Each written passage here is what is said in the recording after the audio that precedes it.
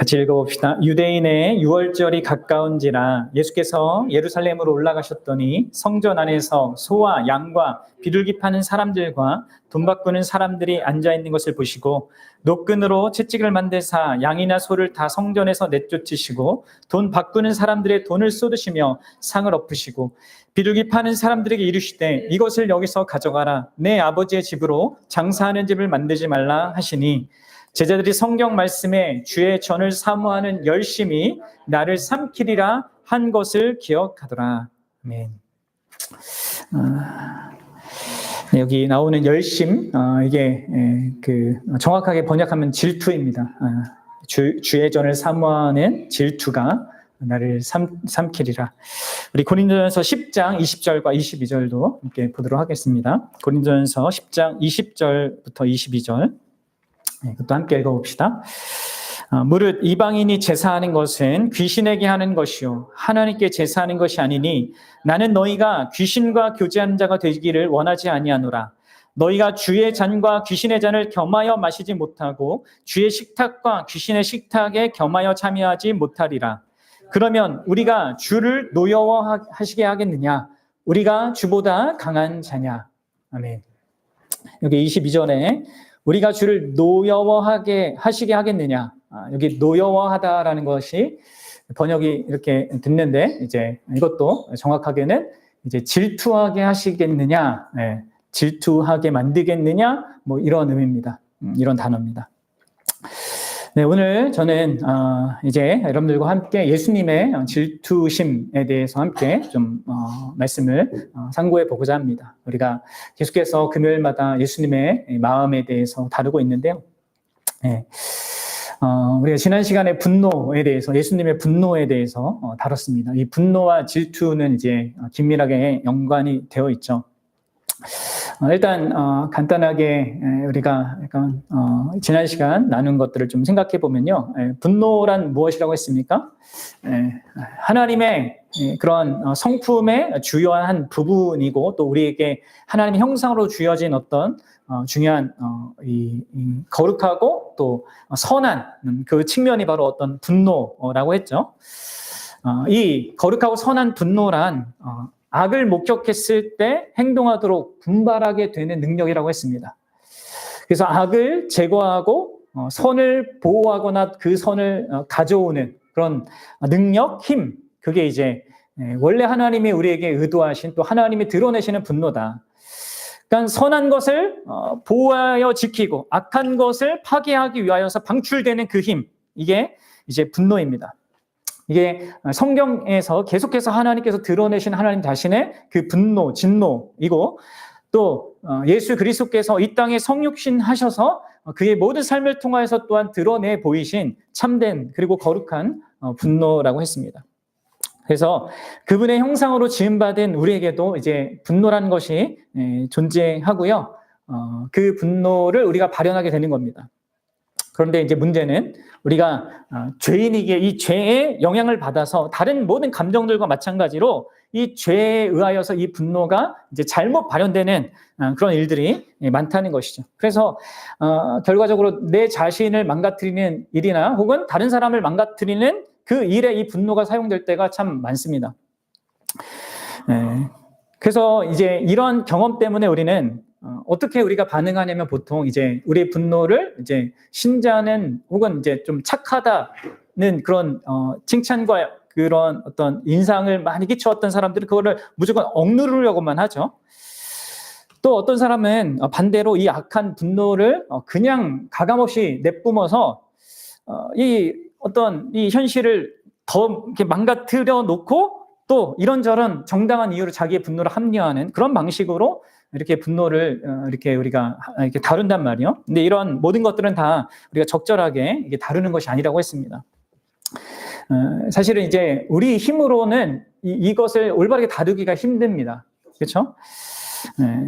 오직 우리 주 예수 그리스도께서 우리를 죄로부터 구원해 주셔야 합니다. 그리고 그분께서 내 삶의 참된 주인이 되어줘야 합니다.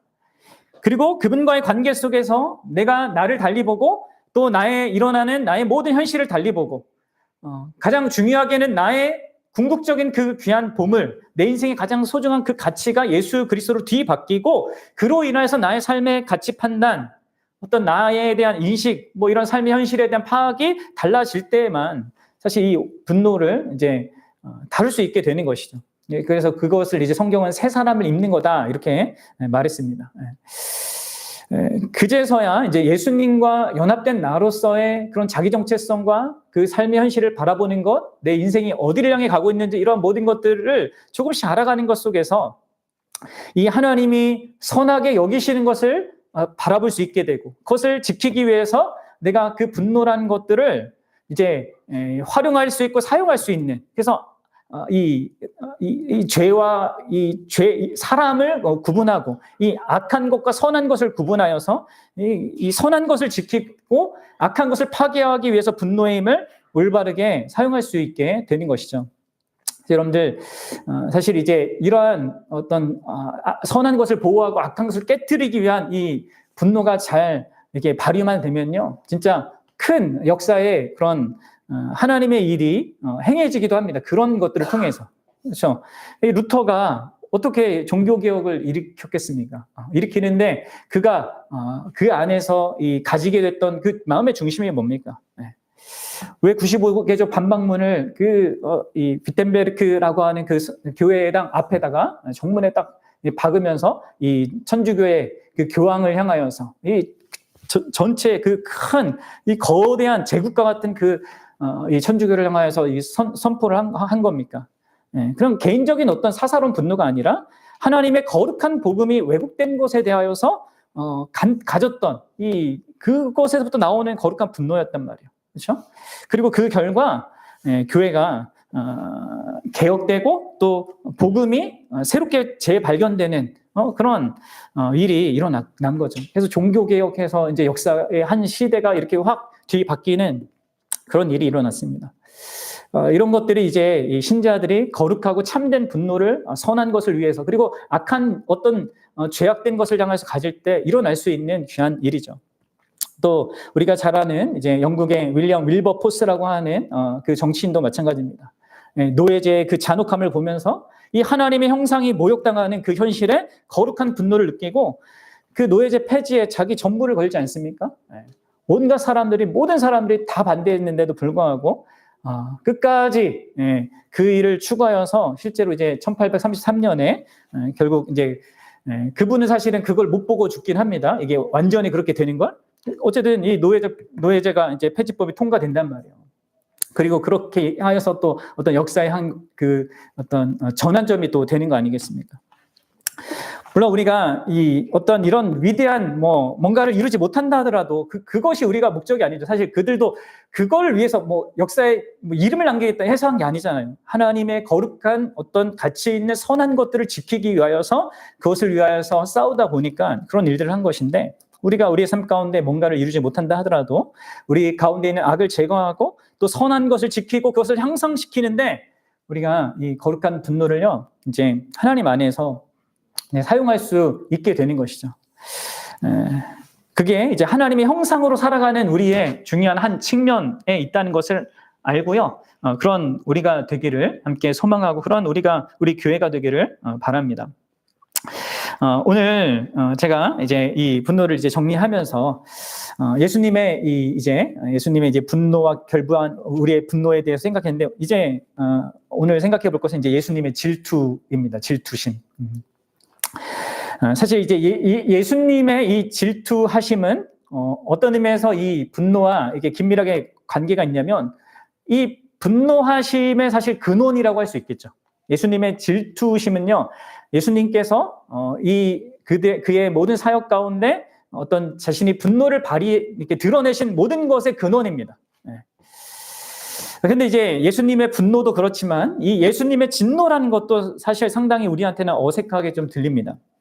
왜냐하면 이제 질투라고 하는 이 용어가 약간 우리에게는 부정적으로 항상 이렇게 와닿는 그런 측면들이 많거든요. 이 분노라는 것도 그렇듯이.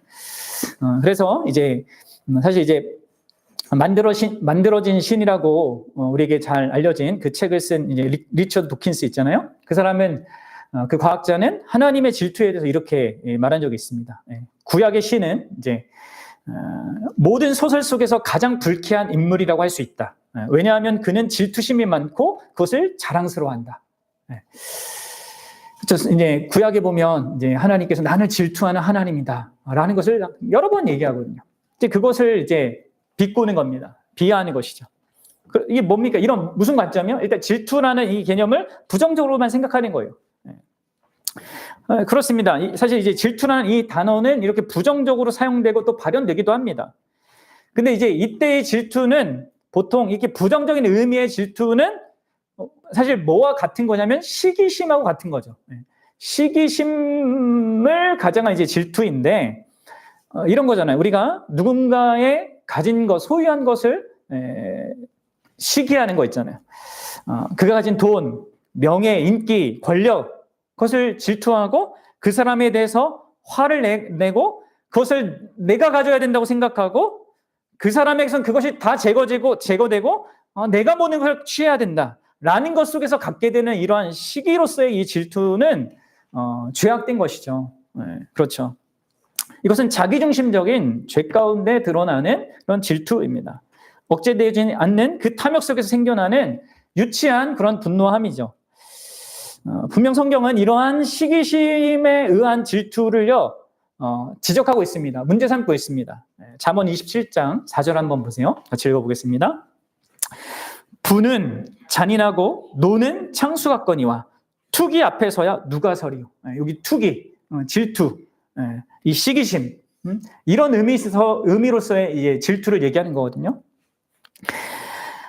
그 앞에서 누구도 못 섰나 한 사람이 이 시기심을 갖고 어떤 그 세 사람을 이제 목적으로 딱 삼으면 그거는 이제 그 사람을 진짜 이렇게 망가뜨리는데 결국은 이제 그 영향을 바란다는 건데 이게 이제 우리가 경계해야 될 어떤 질투의 그런 모습이기도 합니다. 질투가 왜곡되면 이렇게 되는 것이죠. 그러나 성경은 또한 또 다른 측면에서의 질투, 곧 거룩한 측면에서의 질투, 거룩한 질투에 대해서 또 말해요. 그것은 무엇입니까? 그것은 바로 거룩하고 선한 것에 대해서 열정을 갖고 또 그것에 대해서 헌신하는 것을 의미합니다. 이런 질투도 있단 말이에요. 특히 이러한 질투는 이 사랑의 관계에서 그 사랑하는 대상을 보호하려고 하는 데서 나오는 것입니다. 그런 질투가 있단 말이에요. 자, 우리 아가서 8장 6절을 한번 보도록 하겠습니다. 아가서 8장 6절입니다.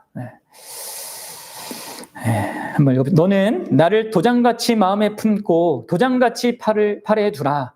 사랑은 죽음같이 강하고 질투는 스올같이 잔인하며 불길같이 일어나니 그 기세가 여호와의 불과 같으니라. 이 질투가 이 강력함이 얼마나 강력한지 뭐 지옥같이 강하고 이제 불길같이 강하다 이렇게 얘기합니다. 그러니까 이런 강력한 질투가 사랑으로 인하여서 갖게 되는 거룩하고 선한 이 강력한 질투도 또한 있다라고 성경은 분명히 얘기한단 말이에요. 그럼 이런 질투란 것은 도대체 무엇이겠습니까? 가장 우리에게 가깝게 생각해 보면요. 먼저 부모와 자녀 관계를 생각해 볼 수 있습니다. 그럼 부모는 이제 자녀를 사랑하지 않습니까? 부모가 자녀를 사랑하기 때문에 이 자녀들이 이제 잘 자라다가 부모의 품 안에서 잘 자라다가 이제 학교에 이제 초등학교를 들어가서 막 가다 보면 어떻게 됩니까? 학교에서 이제 배워와요. 뭐요? 안 그래도 안 가르쳐도 잘 이렇게 하게 될 뭐 거짓말, 욕, 뭐 이런 부정한 행위들을 이제 학교 가면 이제 누구나 다 하기 때문에 그걸 이제 배운단 말이에요. 그런 걸 할 때가 되면 그리고 하기 시작하면 어떻게 됩니까? 부모는 화가 납니다. 왜요? 사랑하기 때문에 그렇습니다. 사랑함에도 불구하고 화를 내는 것이 아니라 사랑하기 때문에 화가 납니다. 우리 자녀들에게 화를 갖게 되는 것이지만 그들을 위해서 더 화가 납니다. 그들 안에 보이는 그 거짓 그리고 죄악된 그 행동과 말에 대해서 화가 나는 것이죠. 그러니까 사랑 때문에 이제 화가 나는데 그들을 향한 분노라기보다는 그들을 위한 분노입니다. 우리가 사랑하는 그 자녀의 그런 그 인간성을 파괴하고 또 이거는 다른 모든 관계성을 파괴할 수 있는 것에 대한 그런 악에 대한 분노. 이게 여러분들 그래도 우리가 일반 은총 아래속에서 볼 수 있는 거룩한 질투의 한 모습인 거예요. 또 이 거룩한 이 질투가 더 우리에게 생생하게 경험되어지는 관계는 바로 결혼 관계입니다. 결혼 관계, 이미 하나님 안에서 서로 사랑하겠다고 언약한 그 결혼 관계에 있는 나의 배우자가 나 외에 다른 남자나 다른 여자를 바라보고 그 사람과 더욱 가까운 관계를 맺게 된다는 것을 혹은 내가 보게 되거나 발견하게 된다면 우리 안에 어떤 정서가 일어나겠습니까? 바로 질투심입니다. 분노가 일어나죠.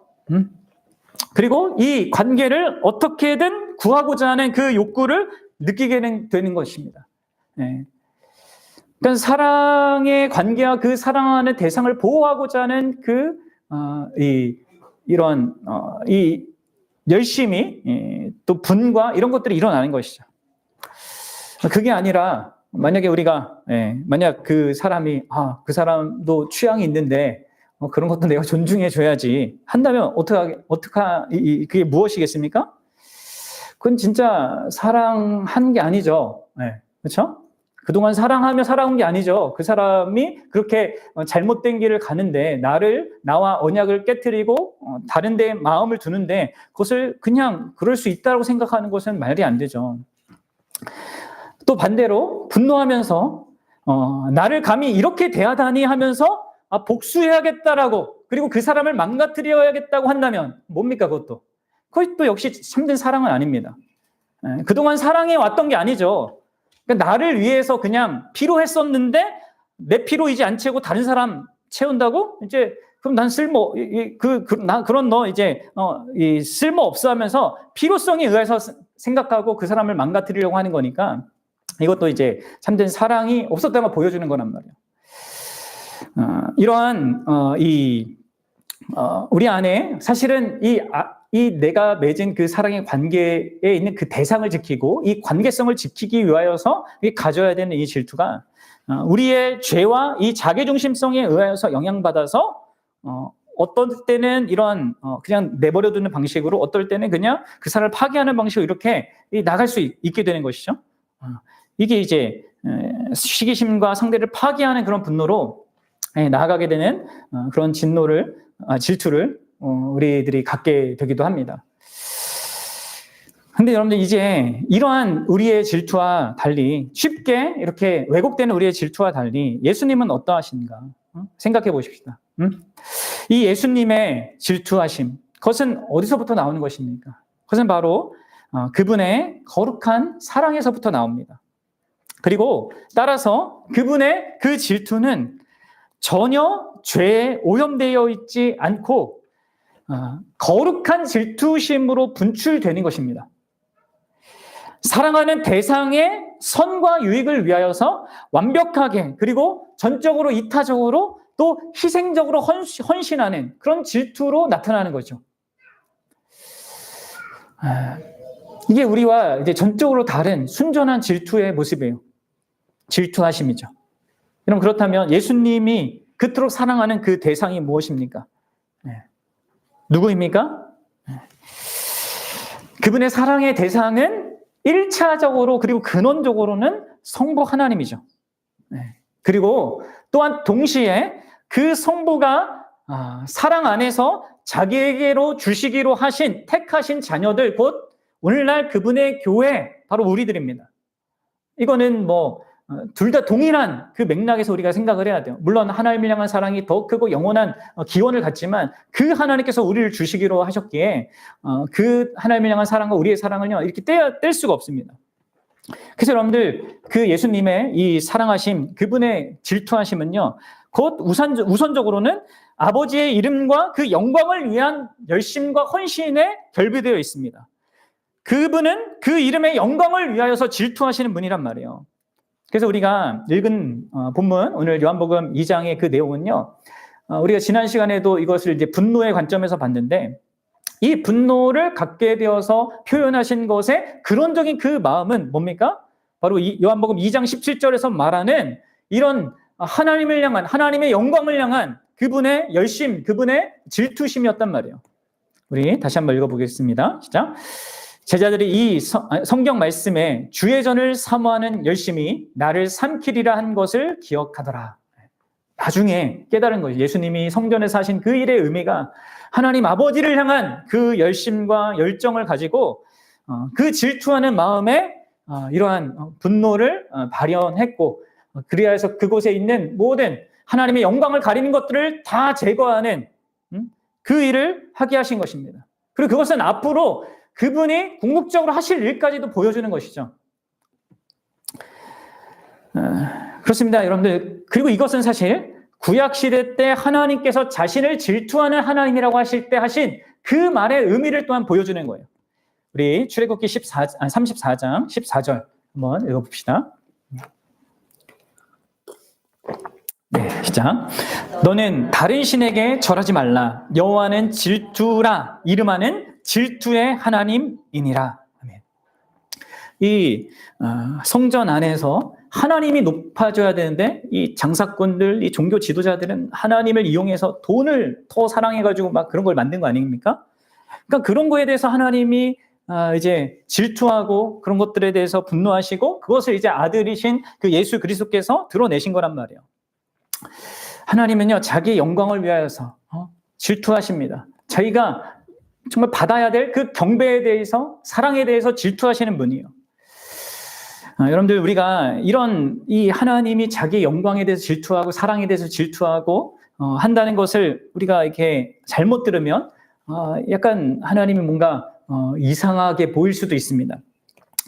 왜냐하면 그러니까 뭐 자기가 경배받기 위하여서 질투한다라는 이 개념은 좀 잘못된 것으로 여겨지기 때문에 그렇습니다. 그렇죠? 사람들 가운데 내가 경배받아야 되고 내가 찬양받아야 되고 난 영광받아야 돼라고 이렇게 나서는 이 사람이 있다면 우리가 이렇게 뭔가 저 사람 이상하다, 이렇게 거리감을 느끼지 않습니까? 그러니까 이제 하나님께서 자기 영광을 구하시고 그것 때문에 질투하신다는 것을 이런 말을 하면 사람들은 자꾸 이것을 인간의 어떤 수준에서 자꾸 생각을 해서 이거 하나님도 뭐가 좀 너무 이기적이거나 자기만을 위한 거 아니야? 라는 식으로 이렇게 왜곡해서 본단 말이에요. 그건 여러분들 우리가 하나님을 인간의 수준에서 자꾸 보는 겁니다. 하나님은요, 인생이 아니에요. 하나님은요, 그분의 모든 영광과 경배를 받을 그런 자격을 갖고 계신 분이에요. 네? 그분 외에 다른 신은 없습니다. 그리고 그분은 그걸 아셔요. 그분이 경배를 원하는 것, 자기의 영광을 구하는 것은 잘못된 것이 아니라 전적으로 옳은 것입니다. 만약에 하나님 자신이 아닌 다른 무언가를 높인다면 그게 어떻게 되는 겁니까? 하나님이 우상 숭배하는 거예요. 그리고 그것은 더 이상 하나님이 경배받거나 받기 합당하지 않은 분이 되는 게 됩니다. 이제 이것을 이제 존 파이퍼 목사님이 막 자주 얘기한단 말이에요. 사랑하는 여러분, 우리는 경배받을 자격이 없기 때문에 우리 스스로의 우리 어떠함으로 영광을 받을 자격이 없기 때문에 그것을 원하는 것은 잘못입니다. 인간이 그것을 원하는 건 잘못이에요. 하지만 경배받을 자격이 있는 유일무이한 분이 경배를 바라고 또 그 경배에 대해서 질투하는 것은요, 전적으로 옳은 것입니다. 그래서 여러분들, 예수님은 그 아버지의 이름의 영광을 위해 그에게 마땅히 돌아가야 될 그 경배에 대해서 질투하는 마음으로 그 분노를 표출하신 거란 말이에요. 이거를 우리가 잘 이해하셔야 돼요. 그리고 이러한 하나님의 영광을 위한, 하나님 자신의 그 영광을 위한 이런 질투는요, 놀랍게도 우리를 향한 그분의 사랑, 또 우리를 향한 그분의 질투와도 긴밀하게 연결이 되어 있어요. 하나님을 사랑하는 것과 예수님이 우리를 사랑하는, 이게 하나로 이렇게 긴밀하게 연결되어 있습니다. 이게 무슨 말이냐? 그러면 예수님께서 이 성전을 정화하신 그런 기록이 이제 이 사복음서에 다 들어가 있는데, 마가복음을 보면 예수님께서 그때 이제 분노를 표출을 하시면서 하신 또 다른 말씀이 있었습니다. 이제 신약의 저자들은 다 자기 의도에 따라서 어떤 한 부분만 이렇게 넣은 건데요. 자, 마가복음 11장 17절 한번 보도록 하겠습니다. 이렇게 되어 있죠. 시작. 이에 가르쳐 이르시되 기록된 바 내 집은 만민이 기도하는 집이라 칭함을 받으리라 하지 아니하였느냐. 너희는 강도의 소굴을 만들었도다 하시매. 그러니까 예수 그리스도께서 지금 분노로 행동하신 그 이후에는 두 가지 측면에서의 그 질투가 있는 겁니다. 뭐예요? 하나님 아버지를 향한 그 질투. 내 아버지의 집이라고 하는 그 하나님이 영광 받으셔야 된다는 그 의미로서의 그 질투가 있고, 또 하나는 아버지께로부터 받은 이 택한 백성들, 곧 만민으로 여기 표현된 그들을 위한 질투심도 있는 겁니다. 그들을 위한 것이기도 한 것이죠. 그러니까 하나님의 백성들이, 하나님의 자녀들이 하나님께 나아가 하나님께 경배하고 예배하며 하나님을 기뻐하고 즐거워하는 그것을 막는 모든 것들에 대하여서 그분이 지금 질투하는 거란 말이에요. 분노하시는 거란 말이에요. 그러니까 예수님은 그분이 사랑하는 우리의 삶에 무언가가 잘못되거나 또 그분과 우리의 관계에 무언가가 잘못되었을 때 거룩한 질투로 질투하시는 분이라는 거예요. 그리고 그것은 믿을 수 없을 정도로 우리에게 긍정적인 결과를 가져다 주는 것입니다. 우리가 흔하게 죄악된 그런 것에 영향받아서 시기심으로 내는 그 질투와는 너무나 다르게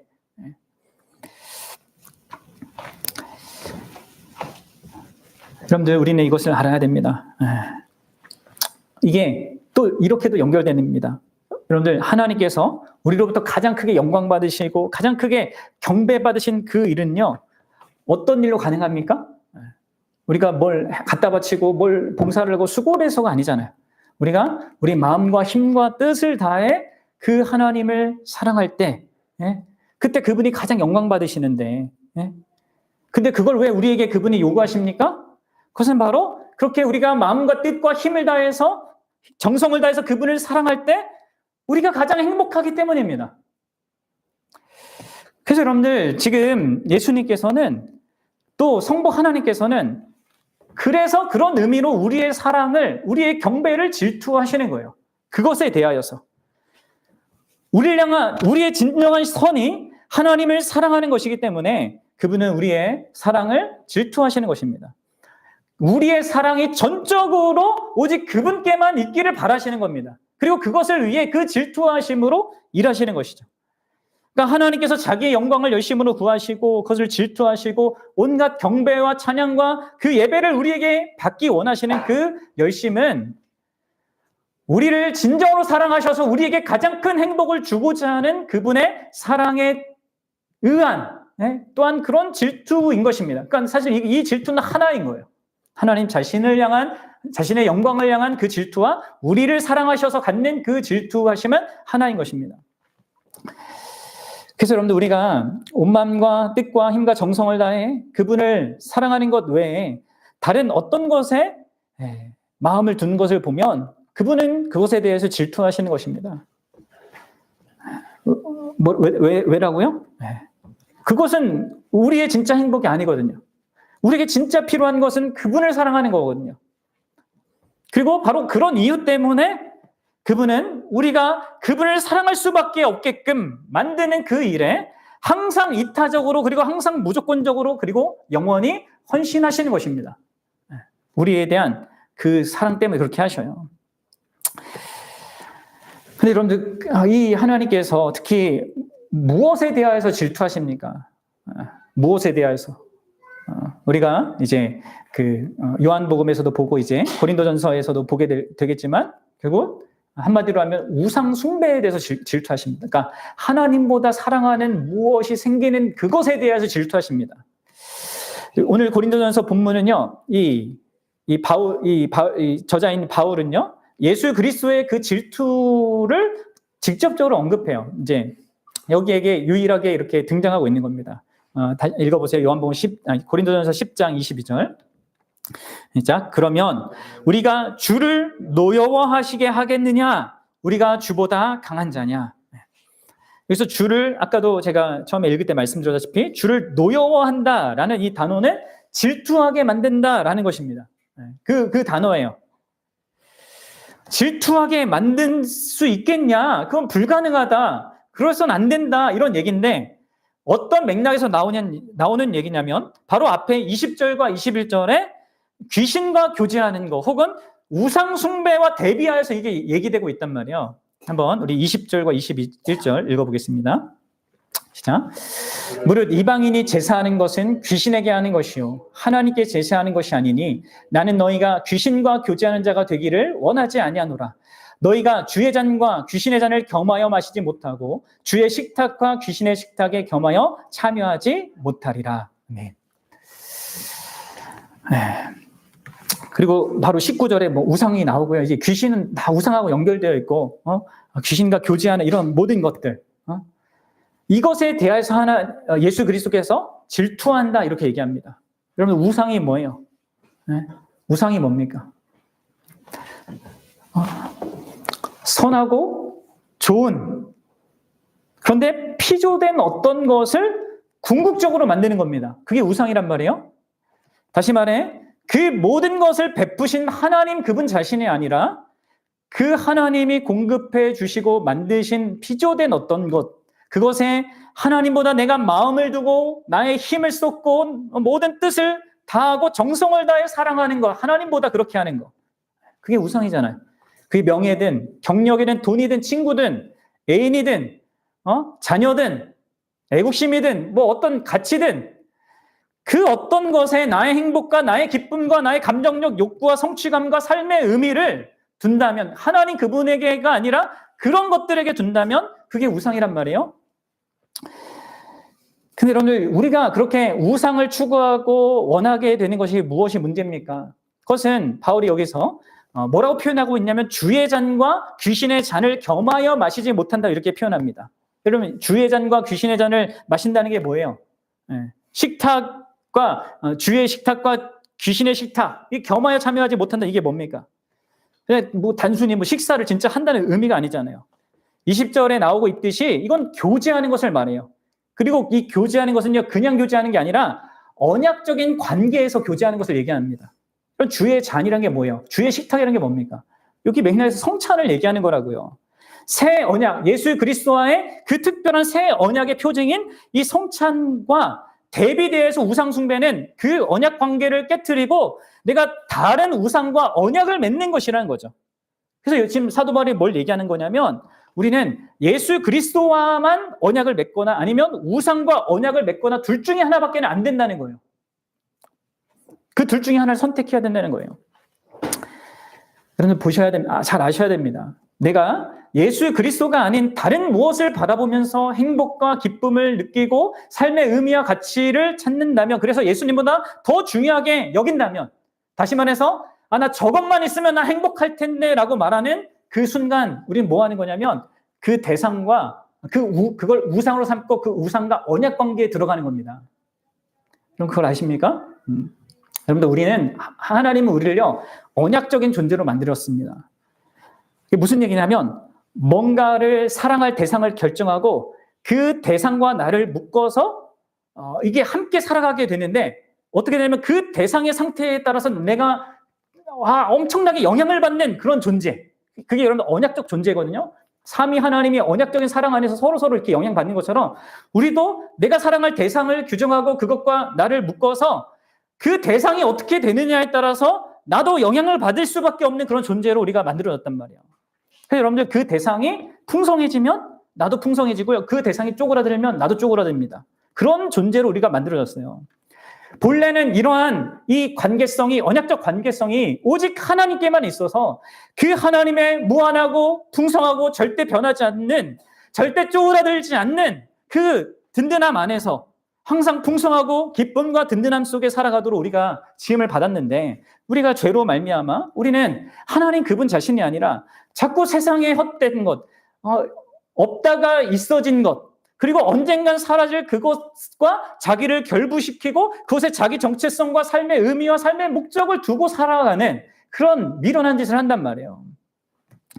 그래서 그 우상이 되는 것을 얻기 위하여 온갖 죄를 범하는 것을 가볍게 생각하고 또 그것을 잃기 시작하거나 잃을 것처럼 보이기만 해도 두려워하고 걱정하는, 이런 염려하는 상태. 왜 그래요? 그게 바로 우리가 그 우상과 일종의 언약 관계를 맺고 있기 때문에 그렇습니다. 그래서 그 대상에 의해서 통제되는 거예요. 내가 숭배하는 그것을 내가 섬기는 겁니다. 그런 식으로. 그래서 여러분들 우리는 좀 자기를 잘 살펴보셔야 합니다. 만약 내 삶에 어떤 일이 일어나서 난 도저히 빠져날 수 없다라고 하는 그런 절망에 빠진다. 신자임에도 불구하고 그렇게 절망에 빠져 있다면, 그래서 나는 더 이상 살고 싶지도 않고 삶의 의미도 못 찾겠고 정말 그렇다. 그러면 여러분, 그것은요 다른 누구의 잘못이 아니라 바로 그렇게 한 나의 잘못입니다. 가혹하게 들리겠지만 이게 진실이에요. 내가 잘못된 대상과 언약을 맺고 있기 때문에 그렇습니다. 그럼 잘 생각해 보십시오. 만약 내 삶의 중심이 예수 그리스도이시고 그분이 나의 전부라면 나는 그분을 결코 잃을 수가 없어요. 그분이 나의 정체성과 존재와 삶의 의미와 사랑의 원천이고 기쁨의 원천이 맞다면 우리는 결코 그것을 잃어버릴 수가 없습니다. 그러나 창조된 무언가는요, 하나님이 만드신 그 무언가는요, 언제 이 타락한 특별히 이 인생 가운데서든 언제든 잃어버려질 수 있고, 있는 것입니다. 근데 내가 무언가를 놓치게 되고, 갖지 못하게 되고, 바라는 것을, 기대하는 것을 얻지 못하게 됐을 때, 내 모든 삶의 의미를 잃었다고 느낀다면, 내가 그 대상하고, 이 잘못된 언약 관계를 맺었기 때문에 그렇습니다. 내가 그렇게 선택했기 때문에 그렇단 말이에요. 물론 여러분들, 아까 제가 언급했던 이제 부모와 자녀 관계는 일종의 언약 관계입니다. 그리고 결혼한 부부 관계는 더더욱 그렇습니다. 특별한 언약 관계입니다. 하나님 주신 고귀한 선물입니다. 그리고 하나님 주신 세상의 모든 좋은 것도 사실 다 좋은 거예요. 그렇죠? 그래서 다 소중하게 여겨야 되고, 특별히 그렇게 우리에게 허락된 그 부모와 자녀의 그 언약 관계, 특별히, 그리고 더 중요한 이 부부 관계는요, 정말 소중하게 여겨야 합니다. 그러나 그 소중하게 여기는 그 모든 것보다 비교할 수 없을 정도로 우리는 예수 그리스도에게만 전적인 사랑과 마음의 중심과 그 모든 것을 두어야 합니다. 그래서 예수님이 뭐라고 하셨어요? 아버지나 어머니나 아들이나 딸이나 아내나 남편이나 나보다 더 사랑하는 자는 내게 합당하지 않다. 그들을 미워해야 된다. 그러니까 미워하라는 얘기가 정말 예수 그리스도에게 나에게 마음을 두는, 내가 그분께 마음을 두는 것에 비한다면 그 정도로 비교될 정도로 그렇게 돼야 한다고 얘기합니다.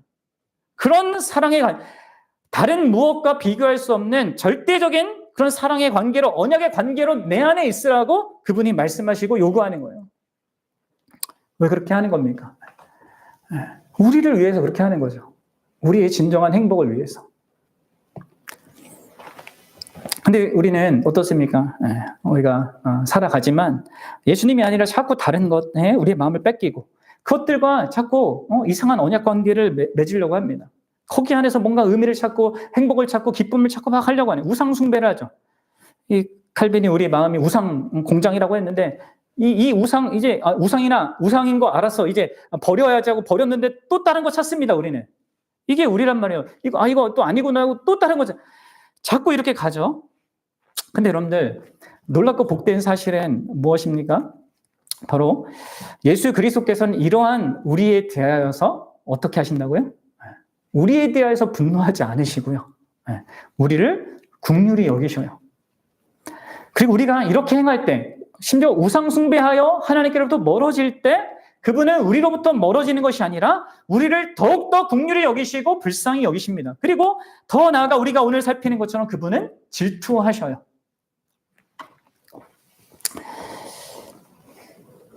그래서 여러분들, 이 질투를 이러한 사랑의 관계성 속에서 여러분 보셔야 합니다. 우리가 예수 그리스도와 맺은 이 새 언약의 그런 관계를 외면하고 세상의 다른 어떤 것과 이 언약적 관계를 추구할 때 그분은 질투하시는데, 그 질투는 뭡니까? 뭐예요? 그러니까 진짜 서로 이렇게 사랑하는 이 나의 아내가 이 다른 남자에게 마음을 주고 막 나보다 더 그 사람을 가까이 하고자 할 그때 갖게 되는 그 격분과 그 질투는 뭡니까? 그것은 이 고통받는 사랑입니다. 고통받는 사랑. 우리 자녀들이 빗나가는 것을 볼 때, 나의 여인이나 배우자가 나에게 돌아서서 다른 사람들에게 나아갈 때, 그것은 다만 분노하는 것만 있는 것이 아니라 마음이 아픈 것이죠. 그러니까 질투의 여러분들 한 측면은요, 고통받는 게 있습니다. 사랑하는 대상이 망가져가고 또 그 사랑하는 대상과의 관계가 균열이 생기고 문제가 생기는 것보다 더 고통스러운 건 없는 겁니다. 그렇죠? 그래서 여러분 우리가 우상으로 향할 때 예수 그리스도께서 질투하신다는 그것은요, 그런 의미가 있는 거예요. 그분이 진실로 우리를 신부처럼 여긴다는 것입니다. 네? 우리를 사랑의 그러한 대상대로 여긴다는 거예요. 단순히 그분은 우리의 주인이고 왕만이 아니에요. 네? 우리의 신랑이기도 합니다. 그리고 이 사실을 말하는 것은요, 이 죄, 이 우상숭배, 사실 이제 모든 죄는 우상숭배와도 연결되어 있는데, 이 모든 죄는요, 신자에게서 그 의미가 하나님의 법을 어기는 것 정도가 아닌 것입니다. 그것은 그분의 마음을 아프게 하는 겁니다. 예수님은 우리를 망가뜨리고 있는 그 대상에 대해서 격분하실 뿐만 아니라 그분을 우리와 영원토록 묶으셨기 때문에 우리로 인하여서 고통을 느끼십니다. 여러분들 이것을 아셔야 돼요. 정말 예수 그리스도께서 우리를 어떻게 생각하시는가, 우리를 어떻게 존귀하게 여기시는가, 얼마나 사랑하시는가, 얼마나 순전한 그 사랑으로 사랑하는가를 여러분 생각해 보십시오. 그러면 우리는 밭에 감추인 보화 비유를 잘 압니다. 그건 천국 비유죠. 사람이 천국을 발견하면 곧 그 천국의 왕이신 예수 그리스도의 그 아름다움을 발견하면 자기 소유를 다 팔아서라도 그 예수를, 그 천국을 얻고자 할 것이라고 예수님이 비유로 말씀하셨어요. 그것은 정말이지 마땅한 반응 아니겠습니까? 마땅히 그래야지. 우리는 그 예수 그리스도의 영광스러움과 아름다우심을 발견할 때 세상에 그것과 비교할 게 뭐가 있습니까? 내 모든 걸 다 팔아서 그분을 얻을 수 있다면 그분을 우리는 구할 것입니다. 그런데 여러분들, 그 예수님은 우리에 대해서 어떻게 하셨습니까? 우리는 밭에 감추인 그런 보화가 아니라 그냥 더러운 구렁텅이에서 그냥 아무 쓰잘데기 없는 그냥 돌 하나에 지나지 않는 그런 우리 아닙니까? 근데 그분은 우리를 사랑으로 바라보시고 사랑하기로 하셨습니다. 그분 자신으로부터 나오는 사랑으로 우리를 사랑하기로 하셨습니다. 그리고 그분은 그 기쁨으로 자기 소유 정도가 아니라 뭘 내주셨습니까? 자기의 생명까지 다 던져서 그런 우리를 사랑하셨어요. 그리고 우리를 자기의 흰 옷, 보혈로 깨끗하게 하고 자기의 거룩한 옷으로 흰 입히시고 아름답게 치장하여서 자기의 신부라고 삼아주신단 말이에요. 그렇게 이 세상 그 어떤 보물과도 비교할 수 없을 정도로 존귀하고 아름답고 영광스럽게 우리를 바라보고, 여러분들 그분은 우리를 자신에게 합당한 그 신부로 만들어가고자 하는 그 거룩한 목적을 가지고 우리를 항상 바라본단 말이에요. 여러분 그 순전한 마음이 우리가 그분이 아닌 다른 것을 향할 때 갖게 되는 그 고통이 얼마나 크겠습니까? 내가 순전하게 사랑한 사람이 나를 배반할 때 내가 갖게 되는 그 고통이 정말 크고 그게 우리에게 이게 참 큰 인생의 어떤 어떤 것과 비교할 수 없는 그런 아픔을 가져다 준다면 예수 그리스도의 그 순전한 것은 얼마나 그렇겠냔 말이에요. 여러분들 에베소서 5장 24절부터 27절까지 25절부터 27절을 좀 보겠는데요. 여기서 이제 남편들에 대한 권면의 얘기지만 이제 그리스도를 좀 중심으로 해서 보십시오. 그리스도가 이 교회를 사랑하셔서 그렇게 하셔서 목적하시는 게 뭔지 이것까지도 한번 보십시오. 같이 읽어보겠습니다. 남편들아, 아내 사랑하기를 그리스도께서 교회를 사랑하시고 그 교회를 위하여 자신을 주심같이 하라. 왜요? 이는 그 목적은 곧 물로 씻어 말씀으로 깨끗하게 하사 거룩하게 하시고 자기 앞에 영광스러운 교회로 세우사 티나 주름 잡힌 것이나 이런 것들이 없이 거룩하고 흠이 없게 하려 하심이라. 아멘.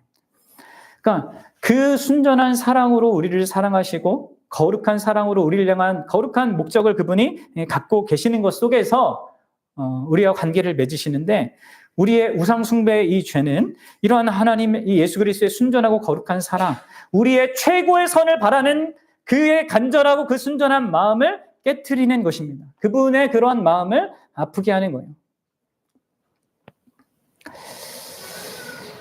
자, 여러분, 우리는 알아야 합니다. 우리 안에는요, 세상의 것들로 채워줄 수 없는 오직 하나님 그분 자신만으로 채워줘야 할 그 만족과 행복이 있습니다. 근데 우리가 우상으로 향하고 다른 어떤 하나님이 아닌 예수 그리스도가 아닌 다른 어떤 것에 나의 의미와 삶의 가치와 행복과 기쁨과 그런 것을 두면서 그들과 언약 관계를 가고자 하면 그것은 우리 예수 그리스도의 마음을 크게 질투하게 하는데 그 안에 그분이 고통을 크게 느끼시는 것입니다. 가장 순전하기 때문에 그 고통도 가장 순전하게 더 크게 경험하시는 것이죠. 여러분들 이거를 생각해 보셔야 돼요. 그리고 이걸 많이 생각하는 게 우리가 죄를 이기는 귀한 그 또 방식이 수단이고 방법이기도 합니다. 막 죄 자체랑 싸우는데 우리가 죄와 싸우는 것이 아니라 그분이 느끼실 그거에 대해서 생각해 보는 거. 지난 우리가 2주 전에는 그분이 우리를 위해서 대언한다는 이 사실이 우리가 죄와 싸우는데 결정적인 의미가 된다고 했듯이 마찬가지예요. 예, 우리가 죄를 짓는 것은 다 내가 뭔가를 다른 것들을 더 우상숭배하기 때문에 다 짓게 되는데 그게 얼마나 그분의 마음을 아프게 하고 연인 관계에서 느끼게 하는 그 질투로서의 고통을 느끼게 하는지 그걸 알아야 됩니다. 근데 여러분들 더 놀랍고 복된 사실은 바로 그분이 우리가 그분을 그렇게 고통스럽게 만들었다고 해서 그분의 그 질투심 가운데 또 그 분노 가운데 우리에게 보복을 하시는 분이 아니죠. 너가 나를 어떻게 이렇게 대할 수 있어 하면서 우리에게 보복하시는 그것이 아니라 그분은 그 질투의 분노로 다시 우리가 그분만을 온전히 찾고 그분만을 온전히 구하고 오직 그분께만 모든 것이 있다는 것을 알도록 열심을 내시고 그 일에 헌신하고자 그 마음을 크게 또한 쏟게 되십니다. 그리고 그 결과 우리의 삶에는 우리가 예상치 못한 어떤 일들을 우리가 갖게 되고 또 우리도 그로 말미암아 크게 당혹스러운 그 상황을 맞닥뜨리게 되기도 하는 거예요. 근데 그런 모든 일들이 왜 이렇게 되냐? 그분이 우리에 대한 자신의 사랑을 포기하지 않고 다시 그분만을 향하도록 만드시기 원하기 때문에 그렇습니다.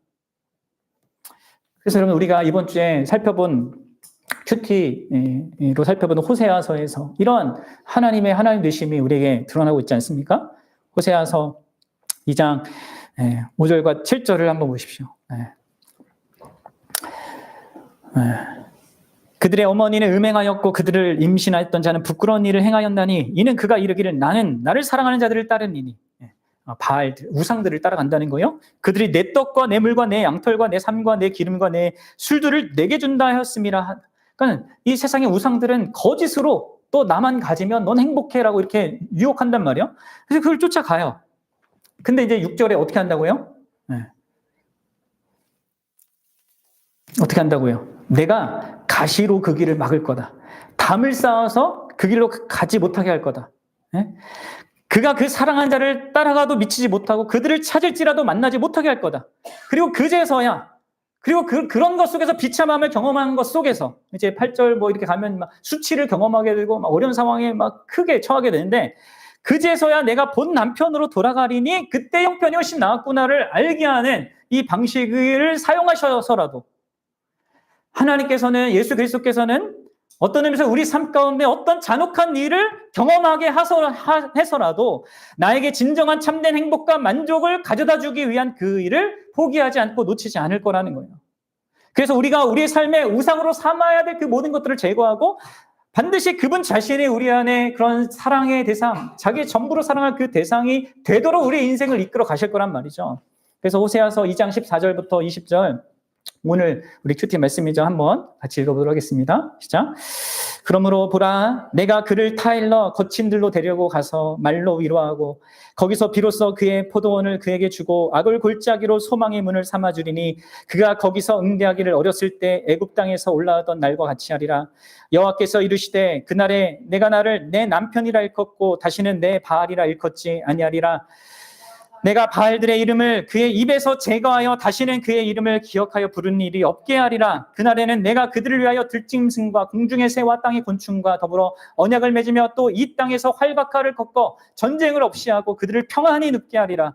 내가 내게 장가들어 영원히 살되 공의와 정의와 은총과 긍휼이 여김으로 내가 장가들며 진실함으로 내가 장가들리니 내가 여호와를 알리라. 아멘.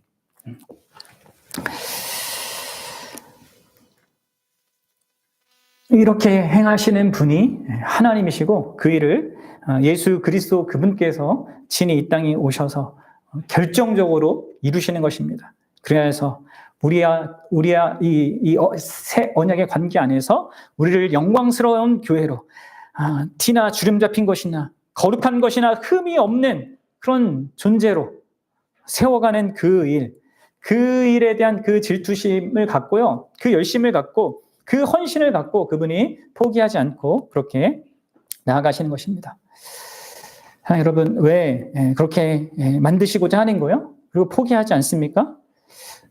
그런 우리의 모든 결함들이 마침내 사라질 때 우리는 진정으로 그분을 가장 완전한 의미로 사랑할 수 있고, 그제서야 우리가 마침내 진정한 의미로 행복해질 수 있기 때문에 그렇습니다. 여러분, 행복하기 원하시죠? 기대하십시오. 네. 예수 그리스도의 그 질투하시며 그것이 있어서 우리는 반드시 행복해질 겁니다. 참된 행복. 내가 생각하는 그런 수준의 행복 아니고요. 그분이 생각하실 때 또 그분만이 주실 수 있는 그 참된 행복으로 우리는 나아가게 될 것입니다.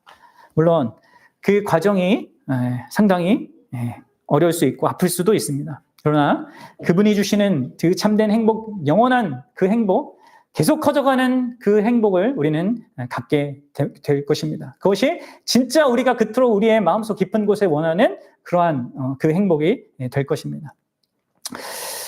그것이 우리 주 예수 그리스도로 말미암아 있게 될 거예요.